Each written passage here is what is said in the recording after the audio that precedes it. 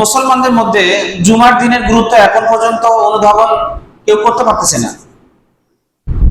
জুমার দিন যে আসলে 7টা দিনের চেয়ে একটু আলাদা, এই আলাদাটা বোঝার চেষ্টা কেউ করতেছে না।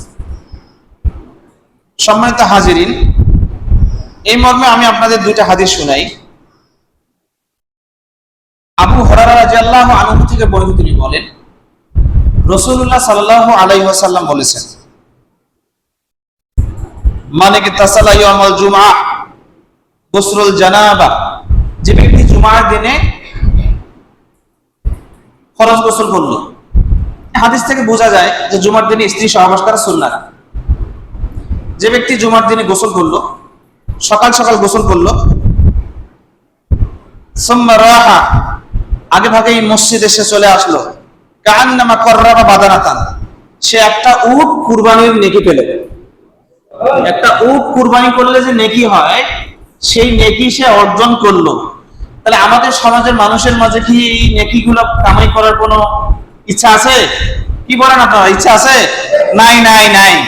যদি থাকতো এতক্ষণ মসজিদ পরিপূর্ণ হয়ে যেত। আমি যদি আপনাকে এখন মসজিদ থেকে বের হতে বলি যে দেখেন তো এলাকার অবস্থা, অনেক এখন কাজ করতেছে দেখেন। অথচ যে ব্যক্তি আগে ভাগে মসজিদে আসলো, সর্বপ্রথম যে ব্যক্তি মসজিদে আসলো, সে কি পাইলো? একটা উট কুরবানি করলে যে নেকি হয়, সেই নেকি সে পাইলো। একটা উটের দাম কত? বাংলাদেশি টাকা কয় টাকা দাম একটা উটের? কম করে তো 5 লাখ টাকা। দেখি এই টাকার মূল্য নাই আমাদের কাছে। আসলে এই নেকিটা হতো, কিন্তু আমরা আসতে পারি নাই। 2 নাম্বার, ওমান রাহা ফিস সাআতি সানিয়া, যে ব্যক্তি দ্বিতীয় ঘন্টায় আসলো। কোন ঘন্টায়? দ্বিতীয় ঘন্টায়। এখানে একটা ঘন্টা সিস্টেম হাদিসে পাওয়া যাচ্ছে, মুহূর্ত। তাহলে জুমার দিনে কিছু মুহূর্ত, 5টা মুহূর্ত পাওয়া যায়। ফজরের পর থেকে শুরু করে খুতবা চলাকালীন পর্যন্ত এক একটা মুহূর্ত, এরকম 5টা মুহূর্ত। তাই আমাদের প্রতিযোগিতাটা হওয়া উচিত ফজরের পর থেকে কে আগে মসজিদে গিয়ে বসতে পারে। জুমার দিনটা এরকমই। জুমার দিনে ভাই কোনো কাজ নাই। জুমার দিনে একটাই কাজ, সেটা হলো খুতবা শুনতে হবে, এই নেকি আমার অর্জন করতে হবে, আমার গুনাহ মাফ করতে হবে। এই জন্য তো রাসূল সাল্লাল্লাহু আলাইহি ওয়াসাল্লাম বলেছেন যে জাআলাল্লাহু ইয়াউমা ঈদান, আল্লাহ তাআলা এই দিনকে আমাদের জন্য ঈদ হিসাবে কি করেছেন? আমাদের জন্য নির্ধারণ করে দিয়েছেন। জুমার দিনে ঈদের দিন। কিসের ঈদ? আনন্দ। কিসের আনন্দ? আমার গুনাহ আজকে ক্ষমা হচ্ছে, আমি অসংখ্য নেকি কামাই করতেছি, এটা তো আনন্দ। তাহলে দ্বিতীয় ঘন্টায় যে ব্যক্তি আসবে, কাআন্নামা কররাবা বাকারা, সে ব্যক্তি একটা গাভী কুরবানি করার নেকি পেল। দ্বিতীয় মুহূর্তে যে ব্যক্তি আসলো, ধরে নেন সকাল 9টার দিক আনুমানিক, তাহলে সকাল 7টার আগ থেকেই এই ঘন্টাগুলো শুরু হয়ে যাচ্ছে। মুহাদ্দিসের গবেষণা, ফজরের পর থেকেই এই গবেষণা, মানে আপনার এই ঘন্টাগুলো চালু হয়। এরপরে রাসূল সাল্লাল্লাহু আলাইহি ওয়াসাল্লাম বলছেন যে ওমান রাহা ফিস সাআতি সালিসা, যে ব্যক্তি তৃতীয় মুহূর্তে আসলো, তৃতীয় ঘন্টায় আসলো, সে কি পেল? কাআন্নামা কররাবা কাবশান, সে একটা মেষ ভেড়া কুরবানি করার নেকি পেল। ভেড়া, বকরি, ছাগল কুরবানি আল্লাহর উদ্দেশ্যে করলে যে নেকি হয়, সেই নেকিটা সে পেয়ে গেল তৃতীয় ঘন্টায় যে ব্যক্তি আসলো। এরপরে রাসূল সাল্লাল্লাহু আলাইহি ওয়াসাল্লাম বলছেন যে মান রাহা ফিস সাআতি রাবিআ, যে ব্যক্তি 4র্থ ঘন্টা আসলো। 4র্থ ঘন্টা মানে 11টার দিক। যে ব্যক্তি 11টার দিকে আসলো, আনুমানিক ধরে নেন যে ব্যক্তি 11টার দিকে আসলো, কাআন্নামা কররাবা দাজাজাতান, সে একটা মুরগি কুরবানি করার নেকি পেল। সে একটা মুরগি কুরবানি করার নেকি পেল।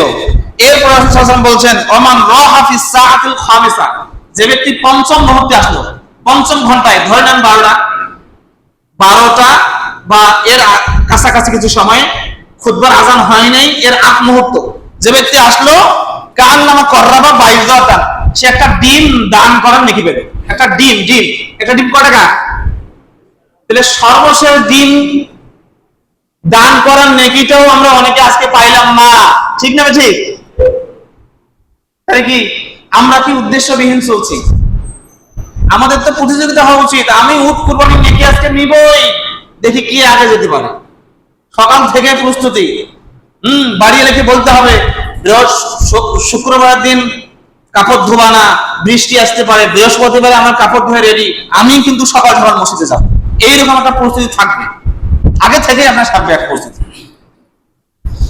আচ্ছা, তাহলে এরপরে কি, ফাইদা ফরাজাল ইমামু হাজরাতুল মালাইকাতু ইস্তামিউনা যিকরা, এরপর থেকে আর কোনো নেকি নেই। এরপর ইমাম যখন এসে খুতবা শুরু করে দেয় তখন ফেরেশতারা খুতবা শুনতে থাকে, আর লেখা বন্ধ। আর কি অতিরিক্ত যে নেকিটা দান করার নেকি, সেই নেকিগুলো আপনি পাচ্ছেন না। জুমার সালাত আদায় করার নেকিটা আপনি শুধু পাবেন, কিন্তু অতিরিক্ত যে উট কুরবানি করা, গরু কুরবানি করা, ছাগল কুরবানি করা, মুরগি কুরবানি করা, ডিম দান করা, এই নেকিটা আপনি আর পাচ্ছেন না। শুধু জুমার নামাজের যতটুকু নেকি আছে আপনি এতটুকু হচ্ছেন। তাহলে বলেন তখন আমাদের কি করা উচিত ভাই? আমাদের কি খুতবা শুরু হওয়ার পরে আসতে হবে নাকি আগে আসতে হবে? কখন থেকে আসতে হবে? যত আগে আসা যায়, 8টার পর থেকেই আমাদের মসজিদ ভর্তি হওয়া উচিত। যেমন আপনি যদি যান মোহাম্মদপুর মসজিদ, যেখানে আব্দুল রাজ্জাক ইউসুফ মুজাফফর মসজিদ খুতবা দেয়, 8টার সময় যাওয়া লাগে, তাও জায়গা পাওয়া যায় না, ওখানে জায়গা পাওয়া যায় না, 8টার সময় গেলে জায়গা পাওয়া যায়।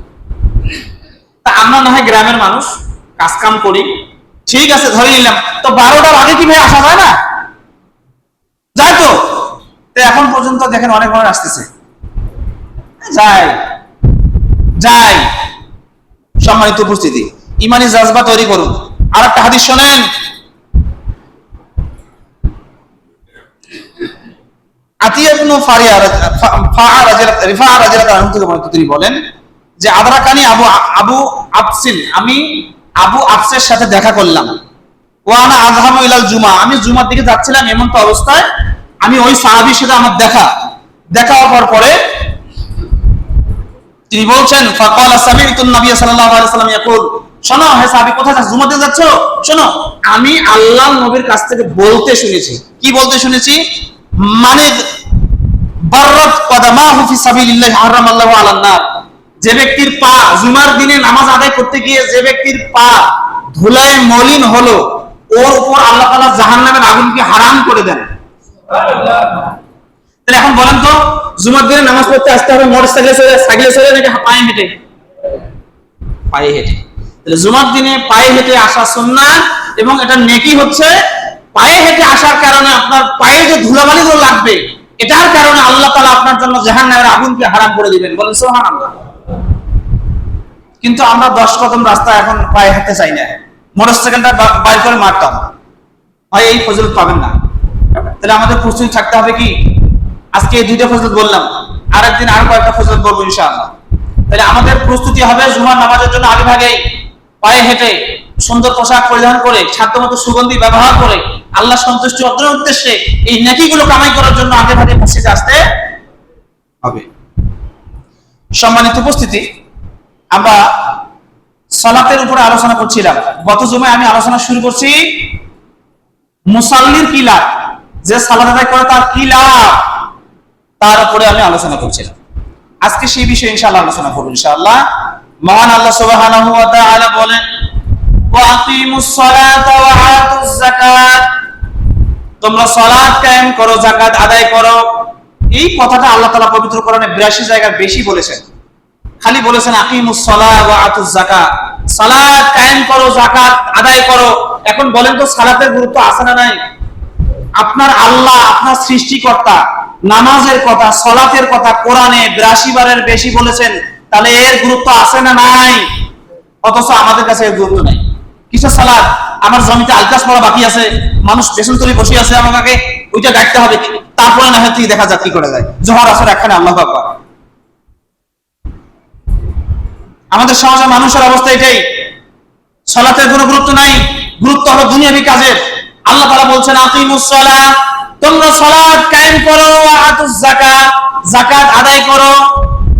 ওমা তুকাদ্দিমু লিআনফুসিকুম মিন খায়রিন তাজিদুহু ইনদাল্লাহ, আর তোমরা আল্লাহর উদ্দেশ্যে যে ভালো কাজই করো না কেন, এটা তোমাদের আল্লাহর কাছে জমা থাকবে। এটা তোমরা তাজিদুহু ইনদাল্লাহ, আল্লাহর কাছে তোমরা এটা পাবে। 1 টাকা দান করলে দানের নেকি আল্লাহর কাছে জমা থাকবে। 2 রাকাত নফল সালাত আদায় করলেন, এর নেকি আল্লাহর কাছে জমা থাকবে। আপনি তাসবিহ তাহলিল করলেন, এর নেকি আল্লাহর কাছে জমা থাকবে। যেটাই করেন না কেন, এর নেকি আল্লাহর কাছে জমা থাকবে। কিন্তু সামনে সালাত নাই, জিকির আজগার করছেন সারাদিন, আল্লাহু আকবার, সুবহানাল্লাহ, হ্যাঁ, সবকিছু আপনি করছেন, সালাত আদায় করছেন না, তাহলে বুঝা গেল আপনার সামনে খালি শূন্য শূন্য শূন্য শূন্য শূন্য, কোনো সংখ্যা নাই। তাহলে কি বলেন তো, সংখ্যার আগে যখন শূন্য থাকে ওই সংখ্যার কোনো মূল্য থাকে?